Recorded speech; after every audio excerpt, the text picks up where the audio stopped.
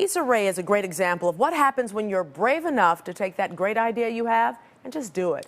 WGN's Courtney Hall has more on her journey from internet fame to one of cable's most sought-after creators. Hey, you guys, I'm sitting here with Issa Rae of Awkward Black Girl fame. She's now got a new project, a new show on HBO coming up. So she's going to talk to us about all the things you're working on right now. Issa, thank you so much for being here. Thank you for having me. So let's talk about what launched you into fame, the misadventures of Awkward Black Girl. You really started it on the online platform, and it just got a following, and it was a really organic growth. Can you just talk to us about the idea for it and how you made it a reality?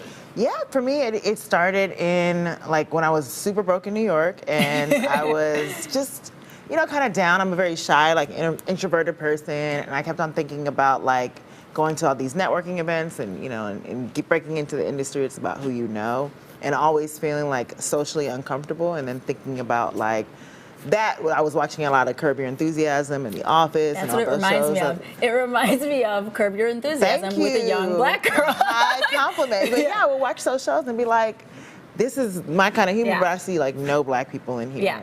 And so wanting to do something that had those sensibilities and that I felt like I could relate to, but was too broke to do it because I wanted to make it an animated series. And then a couple of years later, like really like 3 or 4 years later, that's when I decided to finally like, hey, look, I have a best friend who can hold the camera. I have another friend from college who's breaking into acting. So it was real friends and family. It was mad friends and family. It was, you know, super low budget because it cost me $25 to take them to lunch afterwards.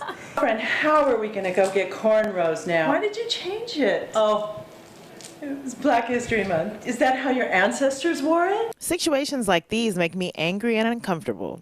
I would love to express that to her. Shut up! And I had my first episode, and I edited it and directed it, and, you know, I was in it, and then put it out there, and people really embraced it. When you were starting out, did you have kind of a feeling of the arc of the story you wanted to tell, or were you just doing it episode by episode? Definitely episode by episode. I don't think I was prepared for it to, like, for me it was like, oh, okay, I put it out there. You know, I felt like I was running out of time, and that the time to tell the story was now, and so I released the first episode, and wasn't expecting it to take off. So I was like, oh shoot, you know, I had outlines here and there of what other episodes could be, but I was definitely doing it episode by And a episode. little bit about it for people that have not tuned in. It was launched on YouTube, and they're shorts. Yes. So it's like very manageable. You can watch it at work. You can sneak it at work. Yeah, Yes.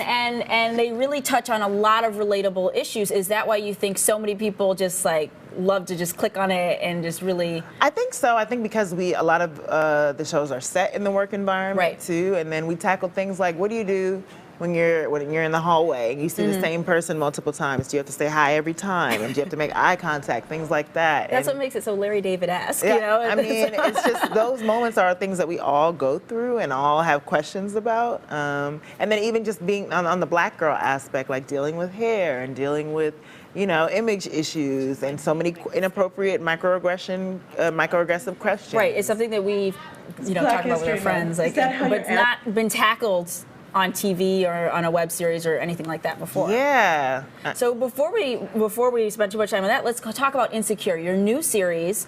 Tell us a little bit about that. So Insecure came about, you know, HBO called me to see if I had any other ideas, and they talked about how much they loved Awkward Black Girl. But by that time, we had 24 episodes online, so I was like, I want to do something new, and I've always wanted to be on HBO and do something within their sensibilities too. So we developed a show together, and it's basically a more grounded version of kind of my life and my friends and my relationships, and it follows two best friends, two black female best friends, as they navigate their jobs, their love lives, and kind of each other. And it's just really like black people being regular.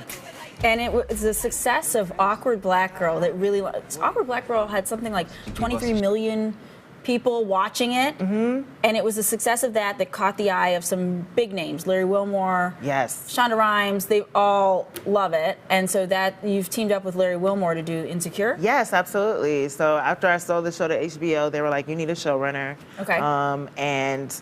We were set up together, and just immediately clicked. And he's just such a great guy, so smart. and really helped me to be like confident in the story that I wanted to tell, and helped me to build the foundation of it, and made me feel secure in terms of like these stories are funny. You know, we should put this out and make it super real and authentic. Somebody to like, run the jokes by. Absolutely. So tell me about your comedy. Who do you look up to in comedy? You mentioned Curb Your Enthusiasm. Yeah, I love Seinfeld. I love Tina Fey, Ellen, Dave Chappelle. Like all of these people who take these moments that we all go through and make them like, oh my God, I thought it was just me, you know? But it's everybody. And so I look up to them kind of as comedic inspirations for the stories that I like to tell. All right. Thank you so much. Thank you for having me. All right, guys, back to you.